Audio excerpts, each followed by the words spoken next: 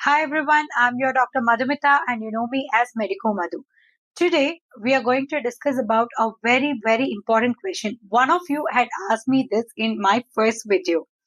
Does diabetes run in family? If my parents have, does my child have the risk of developing it? If so, then can I prevent it in my child? Well, today I'm going to answer this question. So, answering your first part of the question, yes, if you have a family history of diabetes, definitely there is a risk of diabetes in your child as well. Answering your second part, well, you're going to be happy listening to this. You can easily prevent it in your child. What are the ways of prevention? Before we go to that, first we must understand what exactly is prevention and what are the types of prevention that we can do. What was your question? How can I prevent it in my child? This is primordial prevention. What is primordial prevention? Your child has not developed the risk factor at all. So you're preventing the risk factor from developing in your child. This is primordial, which is the best way of preventing a disease. The second is primary prevention. That is you. You have the risk factor, but you don't have the disease yet. So we can prevent you from developing disease. This is the second best way of preventing. Third is secondary prevention. That is your parent who already has diabetes or hypertension, whatever disease we are talking about. So in them, to prevent complications of that disease, we work towards controlling the disease. This is not so favorable, but at least it is to lead a healthy life with a disease.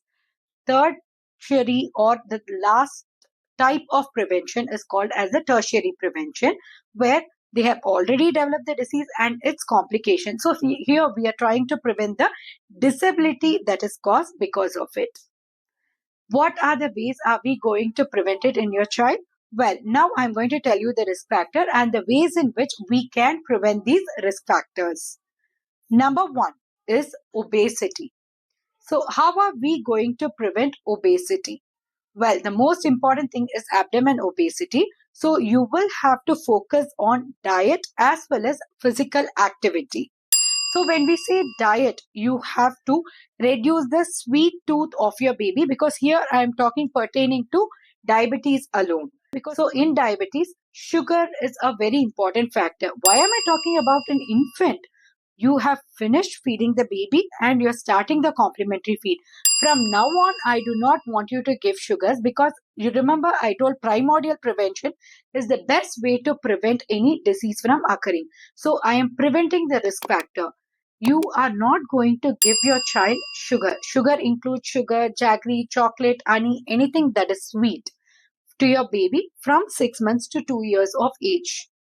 You will be providing the child only with complex carbohydrates, that is rice, ragi, roti, vegetables, fruits, whichever we use in our daily cooking, those can be given. Remember, your child does not need added sugar. Carbohydrate is very much there in rice and roti, so that is enough for your baby. Let the child have the natural sweetener that is present in the fruit, in potato, sweet potato, etc. Their taste buds will be stimulated.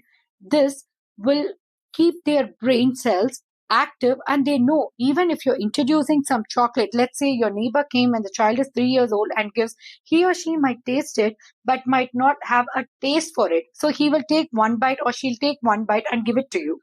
This will prevent the child from developing a sweet tooth, later on developing diabetes. Number two is salt intake.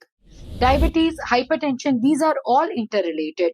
So when your baby is 6 months to 1 year of age, when you start the complementary feed, make sure that you are not giving your child added salt to the rice or dal or whatever you're giving. Be it soup, be it a smashed potato, whatever you're giving, the child does not need added salt. This not only reduces the risk of diabetes, but also prevents the overload on the kidney and also the risk of developing hypertension. Does that mean once the baby is 1 year old, you are allowed to add salt to the diet? Definitely not. When you're adding salt, it should be limited. You don't have to put a lot of salt to the diet. Just you can add, like, a pinch of salt or something, slowly introduce it. You don't need to add added salt or to the salads that you make, or pickle to the curd rice that you eat. All these things are pretty common in India, whether it's North India or South India. We are used to having added salt in our diet. So kindly refrain from doing these things. Regular physical activity. It is very important for the baby. You have to go with your child, expose yourself to the sun rays at least for an hour every day. The baby is supposed to play. Staying active is very important for the baby. Spending quality time with your baby. This helps in bonding as well as emotional support. Teach your baby or your son or your daughter to do meditation and yoga. Start with breathing technique at a very early age. Later on, as the child goes to school or when he or she becomes an adolescent, stress is a fact. It is not overhyped. It is a true concept which occurs in kids. Your child is prone to depression, anxiety, and stress. We all have this misconception, बच्चों को क्या होगा? Nothing will happen to my child. He or she is happy. He or she is active. It doesn't happen that way. Every single child has his or her own period of stresses. So this breathing technique, meditation, yoga helps them cope up in the future. So start it at a very early age. Most important thing, do not listen to the neighbors, friends and all who do not give you a proper medical advice.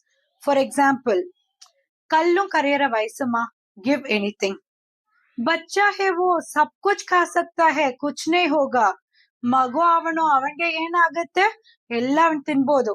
Kindly don't listen to all these things because at the end of the day your child is your responsibility. Calculate his or her calories and give adequate amount that is prescribed by your doctor or your dietitian. Kindly do not give the child too much of sweets or too much of salt in the diet. Junk food, chips, pasta, pizza might sound interesting, but it is going to be harmful for the baby. As much as possible, your platter should contain adequate carbohydrate, which can be a little bit of rice, roti, or whatever is your staple diet, with a bowl of vegetable, a bowl of fruits, a bowl of dal, a chicken, or an egg, or whatever you people take on your regular household meal. It should be a balanced diet. Your platter is supposed to be balanced. You have to give your child milk products. Curd is a probiotic. Kindly include all these things in the diet. Why am I insisting so much on the diet? In India, we have something called as anticipatory phenomena. What do I mean by that? If your mother or father had developed diabetes at 60, 65 years of age, remember, you have the tendency to develop it at 50, 55 years of age, and your child will develop it much earlier, 40, 45 years of age.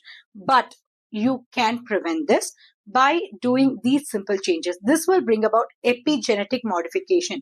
What is epigenetic modification? I'll keep it in simple terms so that you understand. You're making lifestyle changes even before the risk factor has developed in the child. He or she is going to do it to their child and to the further generation. So over 3-4 generations, the risk genes get modified and you might be a no risk or low risk group for diabetes. Remember, you have the gene. Gene will make you prone or it has a tendency for you to develop diabetes, but it does not give you diabetes. It's your lifestyle that causes diabetes in you. So as long as you lead a healthy lifestyle, you're going to be free from diabetes. I'll come and meet you with more interesting videos and awareness videos. Thank you.